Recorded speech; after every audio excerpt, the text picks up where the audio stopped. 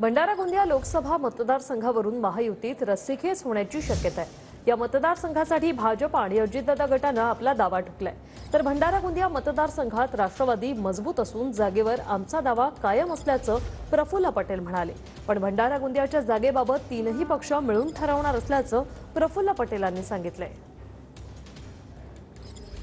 भंडारा गोंदियाचा माझा नाता सगळ्यांना माहीत आहे। मी तिथे अनेक वेळा खासदार निवडून गेलेलो आहो। तो माझा गृह जिल्हा आहे आणि तिथे राष्ट्रवादी विदर्भामध्ये सर्वात जर बळकट असेल तर भंडारा गोंदियामध्ये आहे राष्ट्रवादी।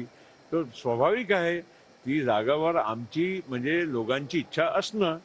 मी भंडारा गोंदियासाठी आग्रह काही केलेला नाही, पण जेव्हा तुम्ही तयारीची गोष्ट करतात तो मी सदैव 365 दिवस भंडारा गोंदियाच्या लोकांच्यासाठी काम करतो आणि म्हणून मला तयारी कुठली करावा लागत नाही।